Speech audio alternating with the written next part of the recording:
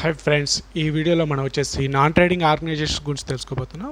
ముందుగా మనకు వచ్చేసి ట్రేడింగ్ ఆర్గనైజేషన్స్ గురించి మనం తెలుసుకోవాలి. తర్వాత నాన్ ట్రేడింగ్ ఆర్గనైజేషన్స్ అనేది ఒక టాపిక్ గురించి మనకు బ్రీఫ్గా అనేది అర్థమవుతుంది.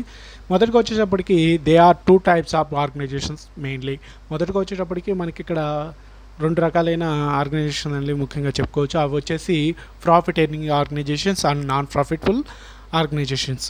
ఇవి వచ్చేసి మనకి రెండు రకాలుగా ఉన్నాయి. దాని గురించి ఇక్కడ ఏమి ఎక్స్ప్లెయిన్ చేస్తున్నారు ఒకసారి చూసుకుందాం. Those organisations that are the started with the objective of earning profit may be called as ఏ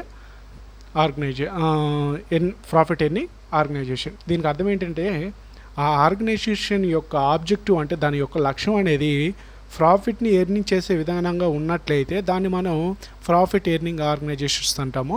దీన్ని మీరు గుర్తుపెట్టుకోవాలి, ఎందుకంటే మనకి 3 మార్క్స్లో వస్తూ ఉంటుంది. తర్వాత నెక్స్ట్ వచ్చేసి దీనికి ఎగ్జాంపుల్గా వచ్చేసి sole trade concerns and partnership, joint stock companies అని చెప్పుకుంటారు. నెక్స్ట్ వచ్చేసి those organisations that are started with the objective to serve the people rather than to earn profit may be called as non profit organisation. అంటే ఇక్కడ పీపుల్కి serve చేసేది అంటే service చేయడానికి తప్ప ప్రాఫిట్ చేయడానికి వీళ్ళు ఎక్కువ అనేది ఫోకస్ పెట్టరు అని ఇక్కడ చెప్తూ జరుగుతుంది. దీనికి ఎగ్జాంపుల్ వచ్చేసి ఎడ్యుకేషన్ ఇన్స్టిట్యూషన్స్, క్లబ్స్ కానివ్వండి, లైబ్రరీస్ కానివ్వండి, హాస్పిటల్స్, చారిటీ ఇన్స్టిట్యూషన్స్, సంథింగ్ అనేది స్పోర్ట్స్కి సంబంధించినట్టు కానివ్వండి, చారిటీస్ కానివ్వండి, అలాంటివి ఉంటాయి. ఇలాంటివన్నీ మనకి నాన్ ప్రాఫిటబుల్. అంటే వాళ్ళు ఎవరు వాళ్ళ దగ్గరకు వచ్చే వాళ్ళ దగ్గర నుంచి ఎలాంటి మనీని ఎక్స్పెక్ట్ చేయరు, వాళ్ళకి సహాయం చేయాలనే ఉద్దేశంతో ఈ ఆర్గనైజేషన్ని ప్రొవైడ్ చేయడం జరుగుతుంది. తర్వాత వచ్చేసి మనం నెక్స్ట్ పాయింట్ ఏం చూసుకోవాలంటే generally these concern maintain a cash book and A ledger అనేది మెయింటైన్ చేసుకోవాలి. At the end of the year they prepare the following accounts and statements. అంటే వీళ్ళు ఈ అకౌంట్స్ని అలాగే కింద ఇవ్వబడిన అకౌంట్స్ని ఇవ్వడం జరిగిందని చెప్తున్నారు. మనకి ఎలాంటి స్టేట్మెంట్స్ అకౌంట్స్ అనేది ప్రిపేర్ చేస్తారని తెలుసుకునేటప్పటికి రిసిప్ట్స్ అండ్ స్టేట్మెంట్ అకౌంట్ అనేది ప్రిపేర్ చేయడం జరుగుతుంది. అలాగే ఇన్కమ్ అండ్ ఎక్స్పెండిచర్ అకౌంట్ అనేది కూడా ప్రిపేర్ చేస్తారు. Balance sheet as well as a company అయినా ఫైనాన్షియల్ ఇయర్ క్లోజింగ్కి ప్రిపేర్ చేయాల్సి ఉంటుంది. నెక్స్ట్ వచ్చేసి రిసిప్ట్స్ అండ్ పేమెంట్స్ అకౌంట్స్ అనేది వీళ్ళు ప్రిపేర్ చేయడం జరుగుతుంది. ఈ వీడియో ఇక్కడి నుంచి మీరు ఎవరైనా స్కిప్ చేసినట్లయితే నా బాధ్యత కాదండి. మీకు అర్థం కాకపోతే నెక్స్ట్ ప్రాబ్లమ్స్కి వెళ్ళినప్పుడు చాలా ఇబ్బంది పడతారు. ఇక్కడ ఎవరు స్కిప్ చేయదు. ఇక్కడ ఈ పాయింట్ దగ్గర నుంచి ఇక్కడ వచ్చేసి receipts and payments account is a summary of cash transaction of a given period. అంటే ఒక పీరియడ్ అంటే ఒక సమయం ప్రకారం ఒక మంత్ కానివ్వండి, ఒక ఇచ్చిన తేదీ వరకు ఉన్న క్యాష్ ట్రాన్సాక్షన్ తెలుసుకోవడానికి ఇది ఉపయోగపడుతుంది. అలాగే క్యాష్ అని కాదు, రిసిప్ట్స్ అండ్ పేమెంట్స్ ఎలా ఉన్నాయని వాళ్ళ యొక్క క్యాష్ ట్రాన్సాక్షన్ తెలుసుకోవడానికి యూస్ అవుతుంది. ఆల్ ది అన్ని రిసిప్ట్స్ అనేవి బై చెక్ రూపంలో ఉన్నా లేకపోతే బై క్యాష్ రూపంలో ఉన్నా వాటిని మనం డెబిట్ సైడ్ అనేది నోట్ చేసుకోవడం జరుగుతుంది. అలాగే పేమెంట్స్ వచ్చేటప్పటికి మనం పేమెంట్స్ అనేది చెక్ రూపంలో చేసినా లేదా పేమెంట్స్ అనేది క్యాష్ రూపంలో చేసినా అవి క్రెడిట్ సైడ్ చూపించుకోవడం జరుగుతుంది. ఇందులో రిసిప్ట్స్ అండ్ పేమెంట్స్ అకౌంట్లో మనం చూపించుకోవడం జరుగుతుంది. ఇందులో మనకి మెయిన్గా చెప్పుకోవడానికి మొదటి పాయింట్ ఏంటంటే it does not reveal the actual income and expenditure of the period it cover. అంటే ఇది ఖచ్చితమైన ఇన్కమ్ కానీ లేదా ఎక్స్పెండిచర్ని కానీ చూపించదు. ఇది దేనికి యూస్ అవుతుందంటే this account helps to the income and expenditure account. అంటే ఇన్కమ్ అండ్ ఎక్స్పెండిచర్ వేయడానికి ఇది చాలా యూస్ అవుతుందని చెప్తున్నారు. ఈ యొక్క income receipts and payments account అనేది దీనికి యూస్ అవుతుంది. దీంట్లో ట్రాన్సాక్షన్స్ అనేది ఎలా వేయలేదో మీకు అర్థమైంది అనుకుంటున్నాను. దీంట్లో కూడా ఇంపార్టెంట్ పాయింట్స్ అని చెప్పేస్తాను. All incomes gains show and the credit side, expenses always debit side చూపించేసుకుంటాము. ఇక్కడ మనకి తెలిసిందే, మనకి ఇన్కమ్ అనేది మనకి క్రెడిట్ సైడ్ ఉంది కాబట్టి ఇక్కడ credit side higher than the debit the balance represent the excess of income or expenditure surplus అని అక్కడ రాసుకుంటాము. దానికి ఆపోజిట్ వచ్చేసి మనం అంటే డెబిట్ వైపున ఎక్కువ ఉండి క్రెడిట్ వైపున తక్కువ ఉన్నట్లయితే మనకి డెఫిసిట్ వచ్చినట్టు దాన్ని వచ్చేసి మనం డెబిట్ వైపున చూపించుకుంటాం. అంటే ఎక్స్పెండిచర్ అనేది ఎక్సెస్ ఆఫ్ ఎక్స్పెండిచర్ ఉంటుంది. ఇన్కమ్ కన్నా ఖర్చులు ఎక్కువ ఉన్నప్పుడు డెఫిసిట్ వస్తుంది. ఇది మనం దీంట్లో మెయిన్గా చెప్పుకోవాల్సింది. మిగతా ఈ విషయాలు ఏమైనా ఉన్నట్లయితే మనం ప్రాబ్లంలోకి వెళ్ళిన తర్వాత చూసుకుందాం. బ్యాలెన్స్ షీట్ మీకు తెలిసిందే, అంటే లైబిలిటీస్ తర్వాత వచ్చేటప్పటికి అసెట్స్ గురించి మనం రాసుకోవడం జరుగుతుంది. ఇంకా మనం కొత్తగా చెప్పుకోవాల్సిన అవసరం లేదు. ఇక్కడ మనం చెప్పుకోవాల్సింది ఇంపార్టెంట్ పాయింట్స్. ఇక్కడ వస్తుంది legacy.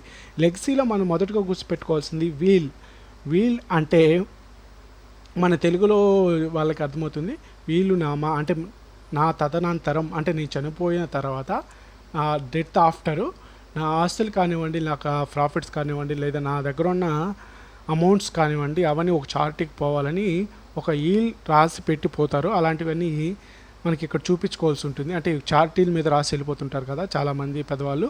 It appears on the debit side of the receipts and payments account. It should not be treat A income. అంటే దీన్ని ఒక ఇన్కమ్ లాగా చూపించుకోకూడదు, కానీ డెబిట్ సైడ్ అనేది రాసుకోవడం జరుగుతుంది. అన్లెస్ ఇన్కమ్గా చూపించుకోవడం ఇది unless specially instructed, but it should be treat A capital receipts. It should be credited capital fund account. ఇది వచ్చేసి మనకి క్యాపిటల్ రిసిప్ట్స్లోకి తీసుకోవడం జరుగుతుంది, మన క్యాపిటల్ ఫండ్లోకి క్రెడిట్ చేసుకోవడం జరుగుతూ ఉంటుంది. దీన్ని మనం ఇన్కమ్ అనడానికి అంత ఆస్కారం ఇవ్వకూడదు, కానీ ఇది మనం రిసిప్ట్స్ అండ్ పేమెంట్స్ అకౌంట్స్లో మాత్రం డెబిట్ సైడ్ అనేది చూపించుకోవడం జరుగుతూ ఉంటుంది. నెక్స్ట్ డొనేషన్ అనేది ఒక చిన్న విధానంగా చెప్తాను. డొనేషన్స్ మనకి డెబిట్ సైడ్ వచ్చేసి రిసిప్ట్స్ ఉంటాయి, పేమెంట్స్ అకౌంట్స్ అనేది రావడం జరుగుతుంది. ఈ సంథింగ్ అంటే ఒక పర్పస్ ద్వారా పబ్లిక్ నుంచి అమౌంట్ని గ్యాదర్ చేయడము. ఇప్పుడు కరోనా సిచ్యువేషన్ కోవిడ్-19కి కొంతమంది డొనేషన్స్ లేదా గ్యాస్ అంటే ఆక్సిజన్ సిలిండర్స్ కోసం డొనేషన్స్ కలెక్ట్ చేస్తుంటారు కదా, అలాంటప్పుడు చూడండి ఇక్కడ అదే చెప్తారు. When donations are received for a specific purpose such as a construction of building and etcetera అంటే ఒక పర్టికులర్ స్పెసిఫిక్ పర్పస్ ద్వారా మనం ఈ డొనేషన్స్ని రికార్డ్ చేసుకుంటాం. దాని ఏంటి అనేది దాన్ని క్యాపిటల్ రిసిప్ట్స్ కిందకి మనం చూపించుకోవడం జరుగుతుంటుంది. అలాగే సబ్స్క్రిప్షన్స్కి నేను ఎగ్జాంపుల్గా ఇక్కడ మీకు చెప్తాను ఎక్కడ వేయాలి ఏంటి అన్నది చూసుకోండి మీరు ఒకసారి. Appears debit side receipts and payments అకౌంట్లో చూపించుకుంటాము. ఇక్కడ వచ్చేసి ఇన్కమ్ అండ్ ఎక్స్పెండిచర్ అకౌంట్లో క్రెడిట్ సైడ్ అని చూపించుకుంటాము. అయితే సబ్స్క్రిప్షన్స్ అంటే ఇప్పుడు సబ్స్క్రిప్షన్ అంటే ఎలా చెప్పాలంటే మంత్లీ పే చేస్తున్నట్లు. అంటే ఇప్పుడు అమెజాన్ ప్రైమ్ తీసుకున్నాము, 3 months తీసుకున్న తర్వాత 3 months అయిన తర్వాత మళ్ళీ ఇంకొక 3 monthsకి మనం ప్యాక్ తీసుకుంటాం కదా, అలాగే సబ్స్క్రిప్షన్స్ అనేది ఒక క్లబ్లో జాయిన్ అవ్వచ్చు. అంటే జిమ్స్లో కానివ్వండి, వాకింగ్ క్లబ్స్ ఉంటాయి, వాళ్ళల్లో సబ్స్క్రిప్షన్స్ పెట్టుకోవడం జరుగుతుంది. అలాంటి వాళ్ళు అలాగే మనం చూసుకోవచ్చు. నెక్స్ట్ వచ్చేసి లైఫ్ మెంబర్షిప్ ఫీజెస్ వచ్చేసి this items of ads receipts and payments అకౌంట్లో మనకి చూపించడం జరుగుతుంది. అలాగే ఇఫ్ ది మెంబర్ సొసైటీలో సంథింగ్ ఇది ఈ ప్రాబ్లంలో అర్థమవుతుంది. ఇప్పుడు మీకు లైఫ్ మెంబర్షిప్ వచ్చేసి మన బ్యాలెన్స్ షీట్లో డైరెక్ట్గా అనేది తీసుకోవడం జరుగుతుంది కాబట్టి క్యాపిటల్ కిందకి. తర్వాత చూద్దాము దాని సంగతి. ఎంట్రన్స్ ఫీజు ఏమన్నా మనం ఎంట్రన్స్ ఫీజు చేసేటప్పుడు అంటే ఒక స్పోర్ట్స్ కండక్ట్ చేసి ఫండ్ రైజ్ చేద్దాం అనుకోండి, అలాంటప్పుడు ఇలాంటి ఎంట్రన్స్ ఫీజుని మనం కలెక్ట్ చేయడం జరుగుతుంది. సేల్ ఆఫ్ న్యూస్ అండ్ ప్రిడాటికల్స్ అంటే ఇక్కడ మీరు గుర్తుపెట్టుకో అడ్వర్టైజ్మెంట్స్ అని మీనింగ్ వస్తుంది. ప్రిడాటికల్స్ అంటే అది కూడా గుర్తుపెట్టుకోవాలి. ఇవి ఏ సైడ్ వస్తాయి ఏంటి అనేది ఒక చిన్న ప్రాబ్లం ద్వారా ఎక్స్ప్లెయిన్ చేసుకుంటూ వెళ్దాము. తర్వాత చూద్దాము దాని గురించి. తర్వాత మొదటిగా ఇంపార్టెంట్ పాయింట్స్ ఎక్కువగా రిపీట్ అయ్యే నాన్ ప్రాఫిటబుల్ ఆర్గనైజేషన్స్లో తరచుగా రిపీట్ అయ్యే పాయింట్స్ అనేది నేను ఎక్స్ప్లెయిన్ చేస్తున్నాను. మనకి ఇవే 5 marksకి 3 marks కూడా వస్తుంటున్నాయి కాబట్టి నేను ముందుగా ఇవే ఎక్స్ప్లెయిన్ చేస్తున్నాను. సేల్ ఆఫ్ స్పోర్ట్స్ మెటీరియల్స్ కానీ మనం సేల్ చేసినట్లయితే ఎలా ఏంటి అనేది, అలాగే టోర్నమెంట్ ఫండ్స్ వచ్చినప్పుడు ఎలా ఏంటి అనేది మనం చూసుకున్నాము. ముందుగా వచ్చేసి మనం ఈ వీడియో యొక్క ముఖ్య ఉద్దేశం ఏంటంటే మనం ప్రొఫార్మా అనేది తెలుసుకోవాలి. ప్రొఫార్మా రిసిప్ట్స్ అండ్ పేమెంట్స్ అకౌంట్కి ఎలా ఉంటుందంటే బ్యాలెన్స్ అకౌంట్ అనేది వేసుకుంటాము. దానికి వచ్చేసి మనకు ఓపెనింగ్ బ్యాలెన్స్ ఏమైనా ఉన్నట్లయితే దాన్ని తీసుకొని వచ్చేసి ఇక్కడ రాసుకుంటాము. తర్వాత వచ్చేసి క్యాష్ ఇన్ హ్యాండ్, తర్వాత క్యాష్ ఇన్ బ్యాంకు, తర్వాత 2 సబ్స్క్రిప్షన్స్, తర్వాత గవర్నమెంట్ గ్రాంట్స్ కానివ్వండి, 2 సేల్స్ ఆఫ్ టికెట్స్ కానివ్వండి, సేల్ ఆఫ్ ఫర్నిచర్స్ కానివ్వండి, 2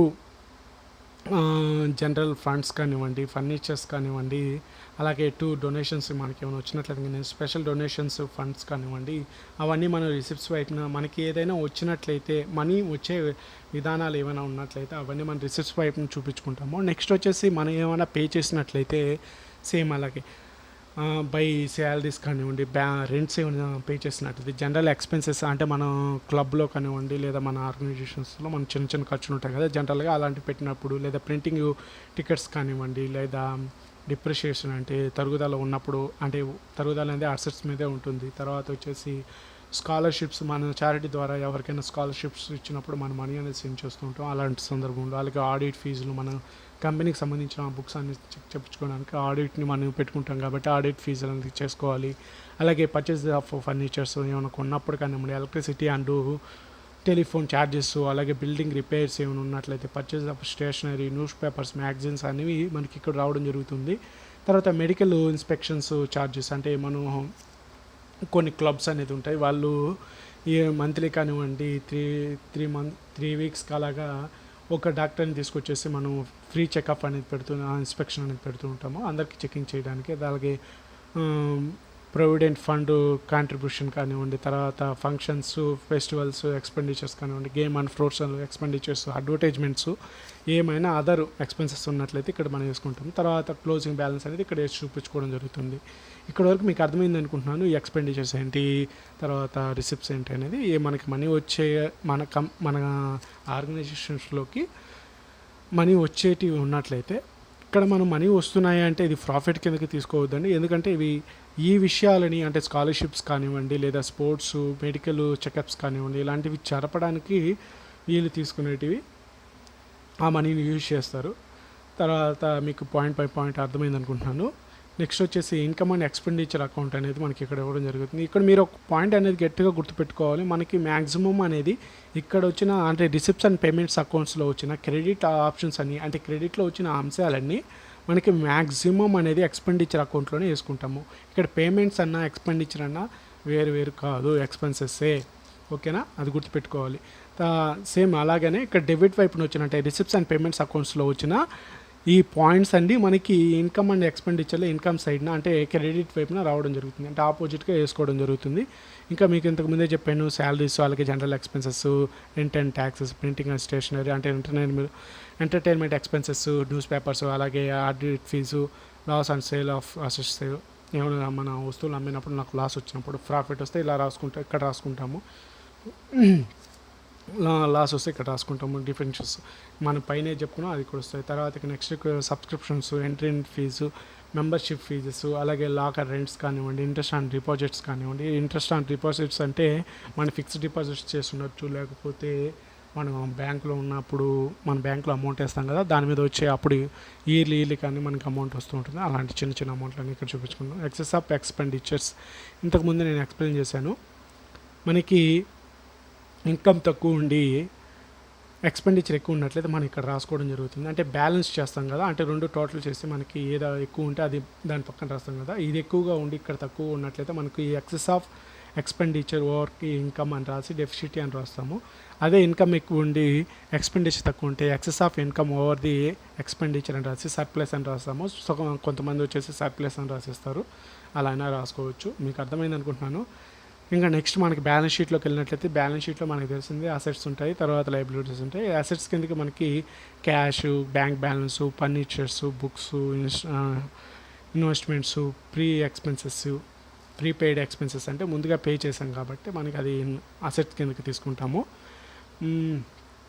స్పోర్ట్స్ మెటీరియల్స్ కానివ్వండి, సర్జికల్ ఎక్విప్మెంట్స్ కానివ్వండి, closing stock of stamps and అలాగే స్టేషనరీస్ ఇక్కడ మనకి చూపించుకోవడం జరుగుతుంది. నెక్స్ట్ వచ్చేసి ఇక్కడ క్యాపిటల్ ఫండ్ మనకి రేజ్ అవుతుంది. క్యాపిటల్ ఫండ్ ప్రాబ్లంలోకి వెళ్ళినప్పుడు ఎలా వస్తుంది ఏంటి అని ఒకసారి చెప్తాను. తర్వాత మనకి సర్ప్లస్, ఇక్కడ సర్ప్లస్ కానీ వచ్చినట్లయితే ఇటువైపు మనకి అమౌంట్ అనేది వచ్చినట్టయితే ఎక్సెస్ వచ్చినట్లయితే దాన్ని ఇక్కడ యాడ్ చేసుకుంటాము. ఇటువైపు అమౌంట్ వచ్చినట్లయితే దాన్ని లెస్ చేస్తాము ఆ అమౌంట్కి. తర్వాత బ్యాంక్ ఓవర్ డ్రాఫ్ట్లు అనేది చూపించుకోవడం జరుగుతుంది. అలాగే స్పెషల్ ఫండ్స్ కానీ దాంట్లో ఎక్స్పెన్సెస్ ఏమైనా ఉన్నట్లయితే వాటిని తీసేయడం జరుగుతుంది. స్పెషల్ డొనేషన్స్ ఇక్కడ వేసుకుంటాము. ఇంతకుముందు చెప్పాను కదా, లైఫ్ మెంబర్షిప్స్ ఏమైనా ఉన్నట్లయితే మనకి బ్యాలెన్స్ షీట్లో అనేది చూపించుకోవడం జరుగుతుంది. కొన్ని సందర్భాల్లో వచ్చేసి మన ఇన్కమ్ అండ్ ఎక్స్పెండిచర్లో కొంత అమౌంట్ని చూపించుకోవాల్సి ఉంటుంది, కొంత అమౌంట్ని వచ్చేసి బ్యాలెన్స్ షీట్లో చూపించుకోవడం జరుగుతుంది. అలాంటి ప్రాబ్లమ్స్ వచ్చినప్పుడు మీకు ఎక్స్ప్లెయిన్ చేస్తాను. అలాగే లెగసీస్ అంటే వీళ్ళు ఉంటాయి కదా, వీళ్ళు నామాలు ఎవరైనా చేసినట్లయితే అవన్నీ మనకి ఇక్కడ చూపించుకోవడం జరుగుతూ ఉంటుంది, వాళ్ళు మన కంపెనీ మీద. అవుట్ స్టాండింగ్ ఎక్స్పెన్సెస్ వచ్చేసి మనం ఇక్కడ చూపించుకోవడం జరుగుతూ ఉంటుంది.